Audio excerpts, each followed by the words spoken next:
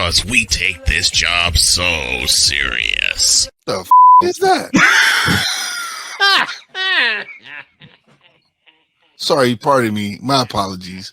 What in the all types of blue hell? This is Snowman in the Morning with Cole Johnson.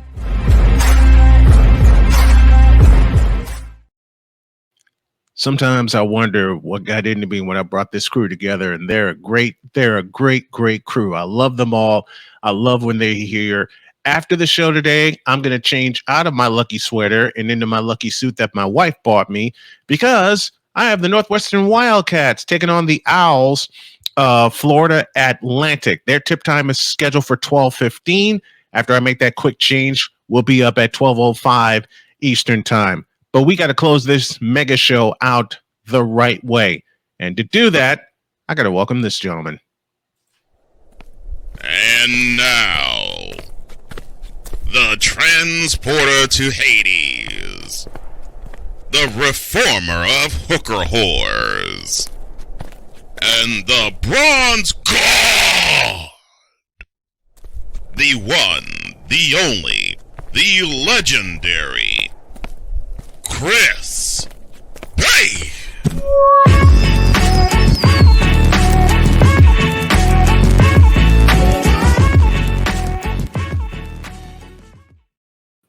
You know him and you love him. He's here every Friday. He's got some company to help out the same way I did Thanksgiving when my family was here. Chris Bass is with us on this Friday morning. How are you, my man? I'm great. Thank you, Rain Man. Also, shout out to, of course, Cole Johnson. And, of course, shout out to Wise All, also known as Wise El Jefe. And all of you out there, good morning, good afternoon, and a hearty BoomSHOCKalakah to you.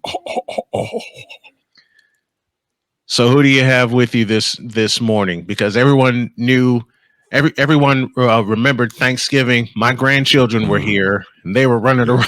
They were running around this place, wearing me out at the same time. So who's there with you this morning? Everybody's great. My sister's here and her children, and my mom, of course, is up front here. So we're all just gathering around, telling a few lies and telling children to be quiet and things like that. So yeah, it's the natural family thing. Boy, I understand, because like I said, when my children and my grandchildren were here, when the whole family was here Thanksgiving weekend, I never thought that a game of It would wear this 51-year-old body out and I didn't move off the porch. But those grandchildren wore me to pieces that weekend. Yep, that's their job. Yes, that's it their is. Job to wear out parents, grandparents, anybody older, because they have obviously the advantage of being young. So they don't get tired. It's like, you give them some sugar or something like that, give them a cookie, whatever, some candy, and they're off to the races. And so you kind of slow down little speed balls running around your house, and it's never easy. It's never easy. Speed racer, go. Man, my 2-year-old granddaughter started the whole thing. Ariana started the whole thing. When I was outside, I was helping my wife in the barn. I came back on the porch, and my sweet little granddaughter, the littlest one, said, "Grandpa, you can sit next to me." I should have known that was a trap. I should have known that was a trap. That was the setup. That's a setup waiting to happen. And my wife, Jody, warned me. She says, "Don't get caught." I got caught. Right. I got caught because as soon as she leaned over and tapped me on the shoulder, she goes, "You're it, Grampy," and took off. Look, and these children obviously are bright. When my youngest daughter, Latia, was younger, and she was about 4 or 5, and we were about to get ready to go out, and she found this container on the floor, and she was like, "Daddy, what's this?" I said, "Banaka Blast." "What's Banaka Blast?" "Well, it's a spray you use to spray into your mouth to keep your mouth fresh." Looks at me deadpan. "Did you take some?"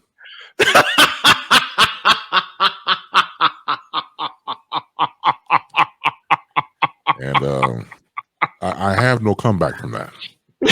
I did believe them. I don't think my breath was tart. My nose didn't melt and my nose hair stayed in place. I didn't think my mouth was tart. But according to my younger at the time, yeah, she was like, "Hey, you should have took some of this spray, not me."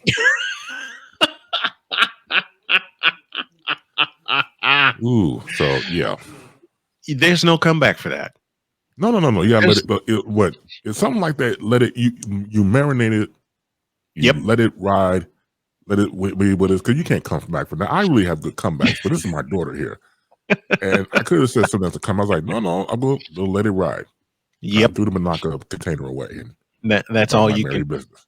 That's all you can do, because that's all you can. That's right. My daughter Cheyenne also came over Thanksgiving weekend. She saw me in here prepping for a football call that I had the next day. And she comes in here and she says, Pop, I have something to tell you. And right away, when I hear that, I go, uh-oh, whose ass am I going to have to kick? She leans over to me and says, I want to start a podcast. I turned and looked at her and I said, what? Then I'm joined by Carmen, my other daughter, and she says, yeah, let's do one together, and we want you to produce it. I said, that comes with 2 conditions. And they said, what's that? 1, I will produce it. And 2, when I put a microphone in front of both of you, I have to be in the next room listening. Why? Because it'll pick up my laughter. I know you too. Exactly. So that's in production. What you got for us this morning, my man? Justin Fields to the Pittsburgh Steelers. I'm happy for him. Yeah. I'm happy for him because, again, here in Chicago, he got screwed, blued, and tattooed, I think, more than any other player that I've seen before in a very long time. And it's not like he doesn't have talent. He has a great upswing for his career, but you're just not in the right place. Going back to Bears coach Uberflies or Uberflu, whatever he has, it's just not working. And we talked about before last week, the fact that, and once again, I yield to your experience of you being, guru of sports. You've never seen anything like this before, where they got rid of all the cast of characters, quote unquote, of the coaching staff and kept the head coach, which is mind-boggling. Right. I have never seen that in my 4 decades plus of watching football. I have never seen that. I've seen a head coach retire. I'm sorry because my nephew. Yes, John. Yeah. What now? Mommy and me are so hungry. Okay. Yeah. You want to come in and take a look because you're hamming. Hello, everybody. I'm his nephew. You didn't even know what you were. You said I forgot. It doesn't matter. Yeah, this is my nephew Caleb. Yes. How old are you again? 12. 12. Okay, 12 going on 21. Mm-hmm. Yep.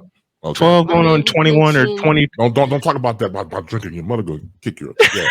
We'll talk about that later. That's the first one, and it won't be the last one as long as Bass is here this morning, folks. I'm telling you right now. Yeah, it's a family-based segment. It is. So going back to with Justin Fields and the whole dilemma over there, I like some of the moves that they're making. Keenan Allen, coming from the West Coast, coming in here. I like him. He's a stud. He'll get the job done. But something is still wrong, and I believe it's the coach, regardless of who you get. The man can't coach. It's just that simple. So in Pittsburgh, a lot of talking head in the sports community was saying, well, it's going to be Russell starting. I don't think he's going to start. I think Justin's there to compete, to get the position. I think they got their future QB. No offense to Russell, but I think his days are behind him. We talked about this before, and we were talking about it this morning, after I did the first scoreboard, and we think the same thing, that Russell's best days are behind him. Hell, Russell's best days were left in Seattle after Super Bowl 49, when one little audible would have gotten him back-to-back championships. And had he done that, and we all believe this, we've all talked about it, you've talked about it with us, had he turned the ball off to Marshawn Lynch and they beat the Patriots, this conversation is never had, because he's immortalized forever in Seattle. They retire his number, and that's the end of that. It would have been an interesting dynamic, we said before, about a trajectory shift. And that would have been great for, of course, Russell and everybody on the team. And the Seattle Seahawks would have went into immortality. It doesn't take much. It only takes that one move can change the whole spectrum of everything.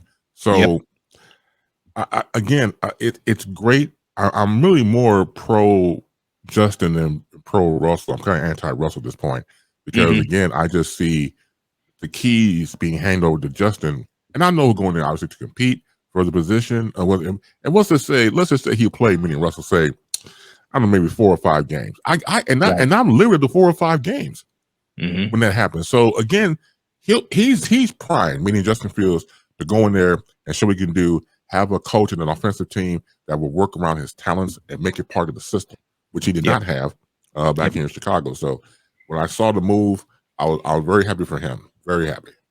And going back to something you mentioned a few moments ago, I have never seen an entire coaching staff fired, and yet they kept the head coach. Even with the Colts, and my wife and I were talking about this, when they changed their staff from Chuck Pagano was the first to go. Chuck Pagano was the first to go, and then one by one, they changed the assistants. I've never seen all the assistants fired, and then they keep the head coach, because Eberflus is not the answer for the Chicago Bears. No. He just isn't. He just... Unless he's a relative of the McCaskies and ownership, I don't know. Something stinks. Something stinks. We said last week about blackmail. You know, if you fire me, I got pictures of you and the donkey.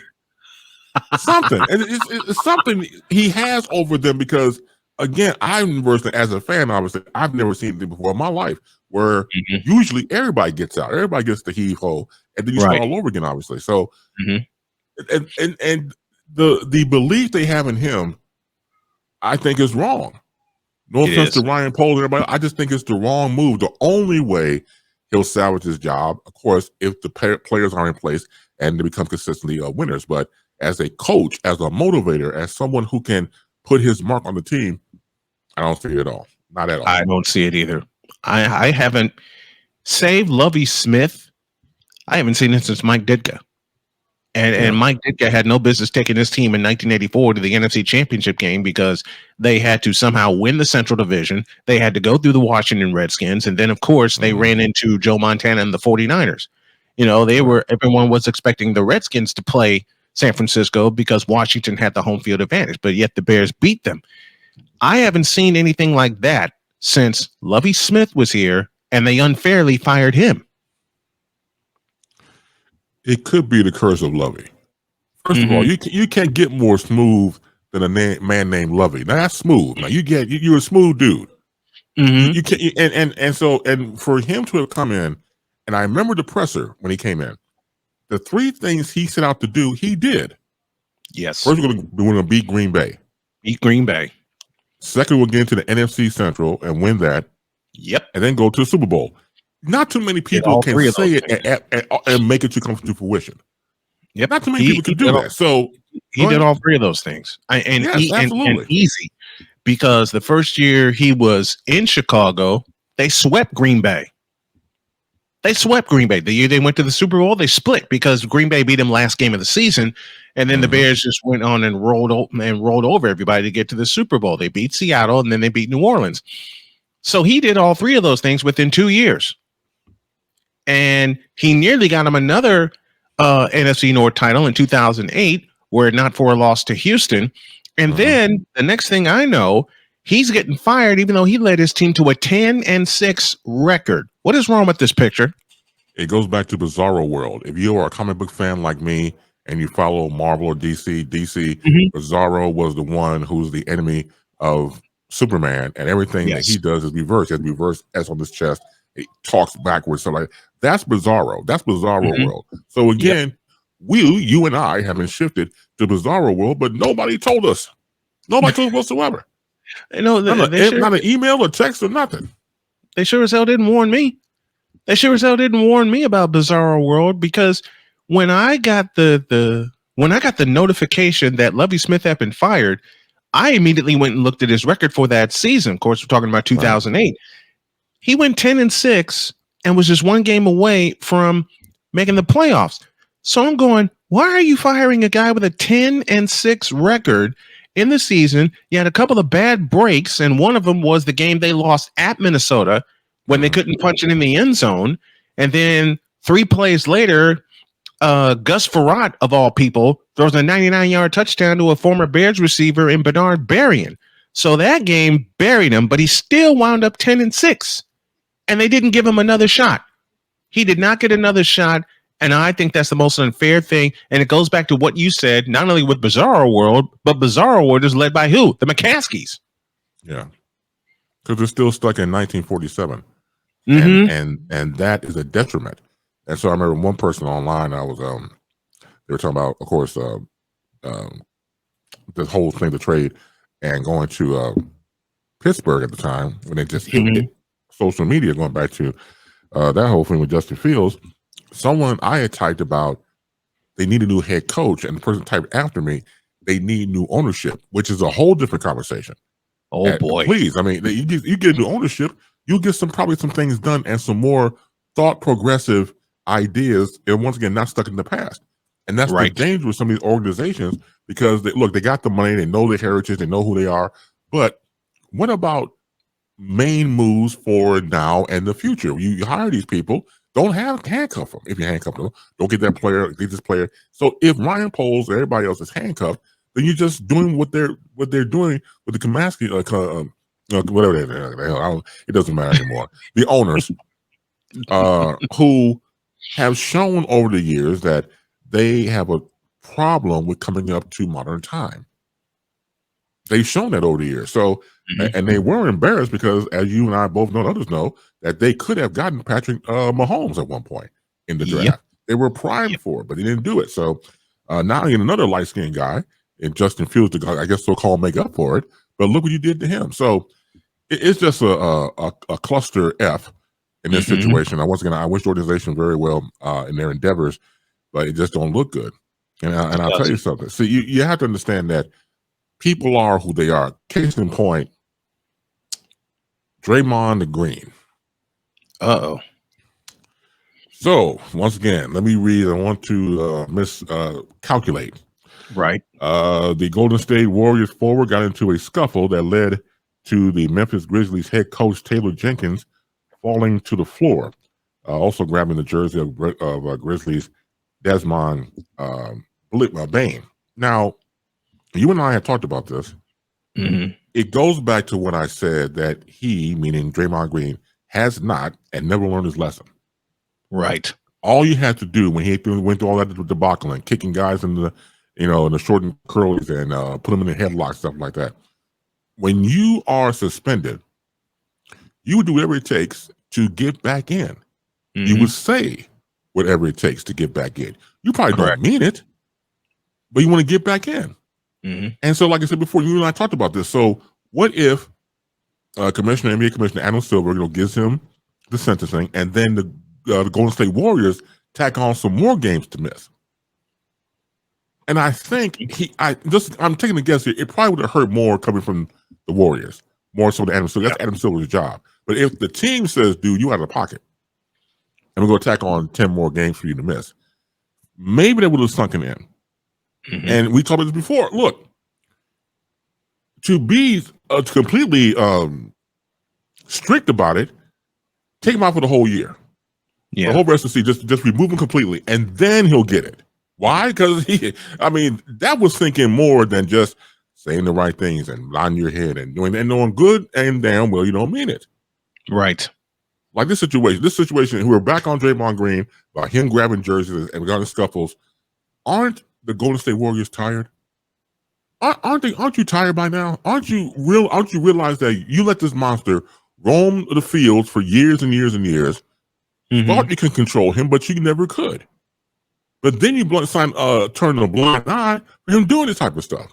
Once again, I'm watching the sidelines, some of this trajectory shift again with going back to Draymond Green. Once again, it's a decent team, and they won championships. But you don't have to have a guy like that who obviously has issues. I don't give a damn what he says. You have some issues, bro. And you need to sit down and get that taken care of, because it's not like it will deflect who you are as a player. You're a great player. The offense runs through you. They use you well, but your attitude, dude, it's just not going. It just doesn't go. It doesn't help. Doesn't help. It's a case of here we go again. And like you, I would have kicked him out for the whole season. If I'm NBA commissioner, I said, look, we're done with you for the season. And then if I'm Golden State, I tack on part of the next season, because you got to send a message and you have to make an example. And this is coming from a fellow who not only is a fan of the Warriors, but covers them. But fair is fair. Correct. Fair is fair. And Adam Silver ain't being fair on a lot of levels. And that's a whole different conversation in and of itself. And we'll talk about that later on. But You talk about organizations, and you think, aren't you just tired? The Bears are saying that. The Golden State Warriors are saying that. You got to know every organization in Cleveland is saying that. Yeah. Because in many ways they get so close, and I'm going baseball here with the Cleveland Indians. They get so close, and yet they wind up so far because they either have to face the Houston Astros or they have to face the New York Yankees, and they're just thinking, why can't we catch a break and get a team we can beat, like, I don't know, Seattle or somebody or somebody like that. But there are organizations in sports, I've seen them, we've seen them, we've watched them, where you just shake your head and go, aren't you tired of this? And if you're tired, what are you going to do about it? Correct. You become enablers. Mm-hmm. Going back to the whole Golden State situation, when you're seeing Draymond Green stick his foot out and creating all this brouhaha, and you're laying on, sitting on the couch, like sitting on the bench, like, oh, okay, here we go again. No, there should be no here we go again. There should be some serious conversation and some serious action towards it. But you look back and say, well, he is the catalyst of our team, and he helped us win championships. And see, that's what they keep leaning towards. But but at what cost? If you are a good team, you can take somebody like Draymond out and still get someone in there, those assistants that keep the train running. You're not dismissing him, but you gotta get rid of him for now because it doesn't bode well. And the Warriors knew that as soon as everything dies down, he'll come back up again because that's what he does. That's what he does. So I blame the Warriors more than anybody else. I do too, because as you said, they become enablers. Yes. They become enablers because they just go back on the past success that Draymond has had. I mean, Lord knows he helped him win 4 championships. True, but he's not helping you this year with his behavior. Correct. And this is coming from a fellow who's a 12-year veteran and a tri-captain. A 12-year veteran should not be acting the way Draymond Green is acting. At the same time, flipping it back to football, an organization as old as the Bears should not be acting the way that they're acting, and cutting the entire staff and keeping the head coach who is such a dummy, and that's the only word I can come up with. Any Bears fan who has listened to me over the course of the past few years can take a look at that offense and take a look at that team. Forget the offense. They can take a look at that team and go, what the hell is this? Exactly. And I've seen so many Bear posts with the whole Justin Fields thing. Are they going to keep Justin Fields or draft Caleb Williams? And now it looks like they're going to draft Caleb Williams, who's coming into a situation, he's got no business being in, because I don't think that he's ready. But they're going to go ahead and draft him anyway and put him on a high horse where he doesn't belong. And they're basically going to treat him the same way they treated Justin Fields, because they haven't fixed the offensive line. They got some great weapons for him to throw to, and they finally got a bell cow running back in DeAndre Swift that he can turn the ball to. And I had someone ask me online, what do you think Caleb Williams is going to do should the Bears draft him? Tell you exactly what he should do. Every play, turn and give the ball to DeAndre Swift. Because if you show any kind of your skills as raw as they are, because it happened to Justin Fields, and they see that you're not ready, they're going to sink their teeth in and eat you like piranhas. Correct. You nailed everything on the head. It's a matter of priorities, and if you keep on ignoring it, it's going to be a problem. It's going to be a problem. The problem becomes infested, and it keeps growing and growing. And you keep, just stepping over it. Oh, that's all right. It's just a problem. No, you got to take care of the problem. The problem will take care of itself. You got to take care of it. But again, you don't see what's right there in front of you. I mean, Ray Charles and the state he's in right now can see what's going on with the Chicago Bears and all this other stuff, because, again, these things should not even be in play at all. We should have a conversation, honestly, about a head coach who's staying, and the team around him, offensive, defensive side, coaches, they show him the door.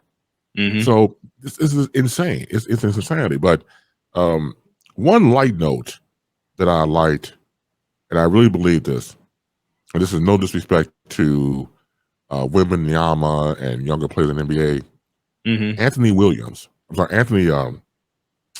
Anthony Edwards is the future of the NBA.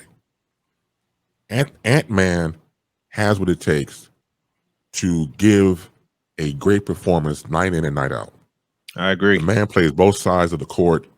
He is dynamic. He has great personality. He makes it exciting again. And once again, for me as a fan, obviously, you want that excitement. You're going to get it when Ant-Man got on the court. What he's done recently, the whole posterization, even the show of him dunking, and then the night before when he had the block. So it's not like he's just one-dimensional. He's all-dimensional, both sides of the court. Again, Anthony Edwards, outside of course, we've seen the careers fading away with LeBron and Steph Curry and KD, people like that. And once again, the face should be, as far as I'm concerned, with future NBA, should be Ant-Man, Anthony Edwards. The man is dynamic. He is. I love watching him play. I love watching him play both sides of the ball, but the defensive part is not celebrated anymore like it was back in the day. And I get into arguments online with people, and all they want to highlight is the offense. I said, what if he winds up doing something that only Michael Jordan and only a couple of others have done? I said, what's that? Win the MVP and also win the Defensive Player of the Year. And he immediately challenged me. This guy immediately challenged me and said, that has never been done. I said, oh, yeah? Look up 1988. He came back to me and he said, how did you know that? I watched it. And that wasn't even statistically his best year. His coming out party for Michael Jordan was not 88. It was 89 when they challenged the Detroit Pistons. Who was the person that was trying to challenge you? There are a few people on that LeBron spectrum, and I'll just say that. Let me get my camera here. Let me tell you something, you knuckleheads. Don't you ever try to challenge this man. Where you go? There, over there. Don't you do it. If you want your gas handed to you on a silver platter, whose gas is that? It's yours, because he just cut it up into bite-sized morsels. It's your gas. The Rain Man does that. He does that. Why? Because he knows everything about sports. Why do I know? I was there from day one. I sat next to the Mother Hubbard. I watched him work. I know how he operates. So for everybody to get on board, if you want a challenge, now once again, you should even do it, but if you want a challenge in the world of sports, my money's on this man. My money's on him. And no offense to y'all, but I like to get paid too. So yeah, if I bet some money on Snowman, Rayman, I'm gonna get some money out of it. Because the man is knowledgeable beyond knowledgeable. I dare anybody out there. I don't know, unless you just want to embarrass yourself. I'll put anybody out there that wants to go toe to toe with this man. You won't win. You won't win. If you're a fan of boxing, he's Muhammad Ali, and I'm his trainer. I'm Bandini Brown. He's Ali. I'm Bandini Brown. And let him know you can't fight this man. You can't fight this man. It goes back to, for example, when you saw the movie Ali with Will Smith, and Jamie Foxx played brilliantly Bandini Brown. So Bandini was fired, and he comes back to Ali. Take me back, boss. it's like take you back at everything you've done. Take me back, boss. I'm gonna be there for the resurrection. So that's how I am with this man. I know the resurrection's coming, so I want to check it out.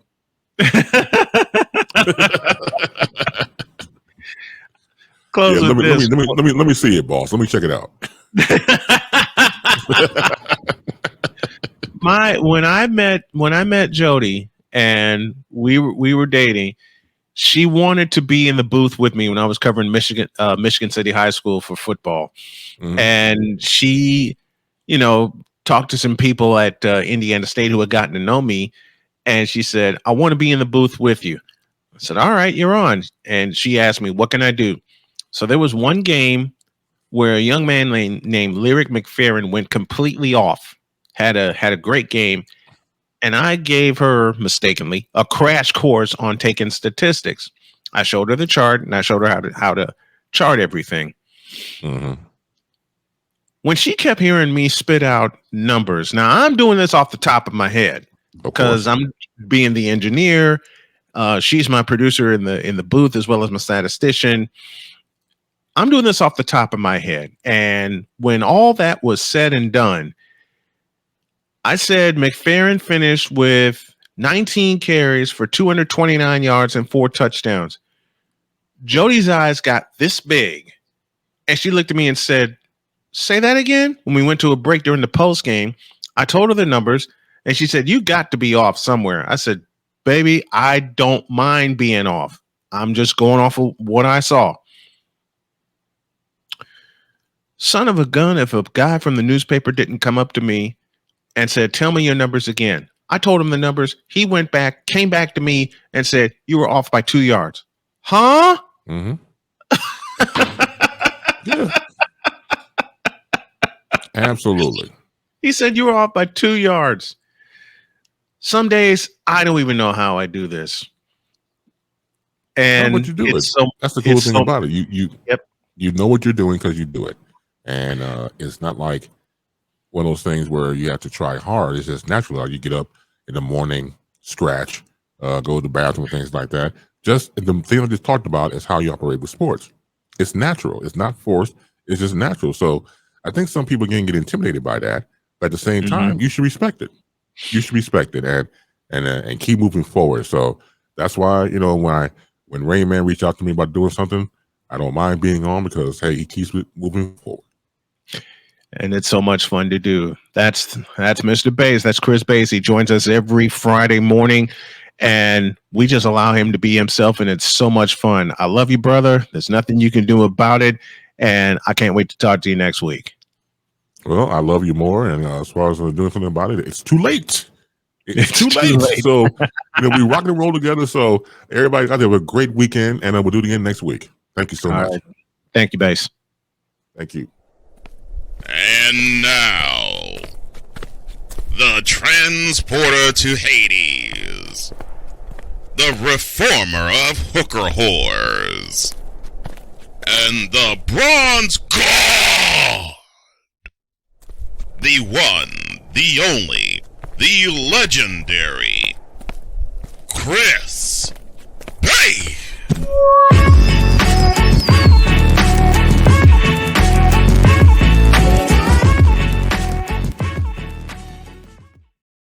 I got to put a shirt and tie on because I have a game to do. It's Northwestern, it's Florida Atlantic, and it'll come your way in approximately 20 minutes from now. We'll pick it up in action because, like I said, I got to go change clothes, and I got to come back in here, get everything set up. So have a great weekend. God bless. Remember to make your next move your best move, and always remember, if your dreams don't scare you, they're simply not big enough. Dream big, do bigger. We are, and we hope y'all are too. Northwestern tonight, Iowa and women's basketball. We'll cover the women's tournament in full beginning tomorrow. So long, everybody.